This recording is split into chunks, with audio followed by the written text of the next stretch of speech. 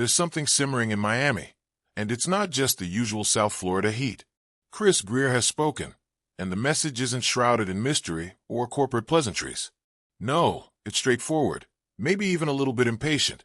Miami is coming for the veterans after the draft, and it's not going to be quiet. It's not going to be pretty. It's about filling holes with real players, not just rolling the dice on potential.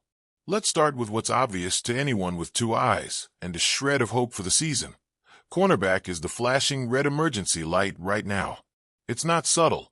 It's not a maybe if this and that align. No, it's a gaping hole.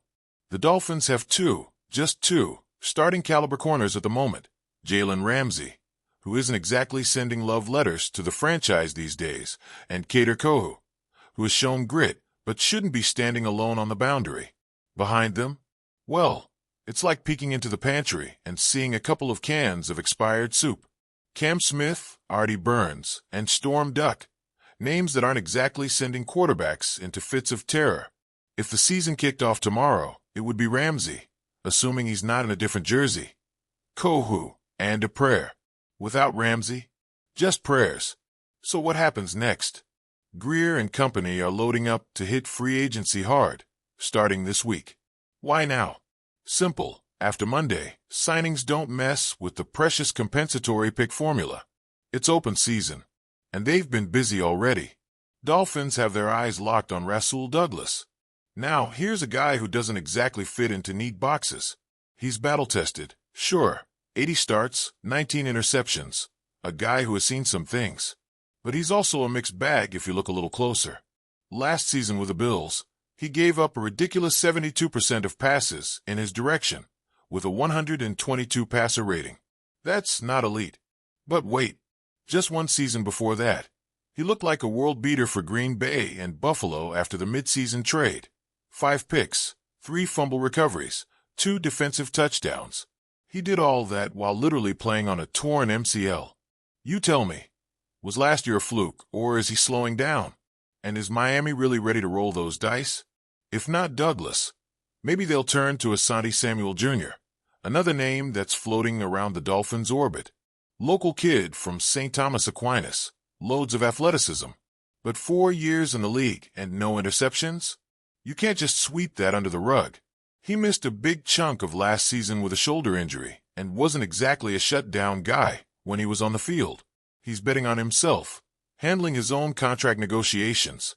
But is that a sign of confidence or desperation? And what about James Bradberry? Remember how he was a second-team All-Pro just 2 years ago? Feels like a lifetime, right? He tore his Achilles before the Eagles even got rolling last season. The Bills brought him in for a chat. Miami checked in. But does anyone really know what he has left? Are the Dolphins willing to gamble on a 31-year-old coming off one of the nastiest injuries a corner can suffer? Then there's Mike Hilton, the nickel corner specialist. 10 starts last year. Solid 92 passer rating allowed. Nothing flashy, just solid work. Maybe too quiet for a team that needs someone to make noise. If Miami snags Hilton, Cole might have to switch back outside full-time, which would shuffle the deck in ways nobody's sure about yet. And then lurking in the background is Stephon Gilmore. Remember him? The former Defensive Player of the Year? He's still suiting up, somehow, starting 15 games at 34 years old for Minnesota last year. The numbers aren't shiny anymore, 94.1 passer rating against. But you know what? That's still better than what some of the young legs put up. Question is, how much longer can he really hold the wall before it all falls apart? If the Dolphins want to aim younger and riskier, there's C.J. Henderson, drafted 9th overall once upon a time, but bouncing from team to team like a pinball.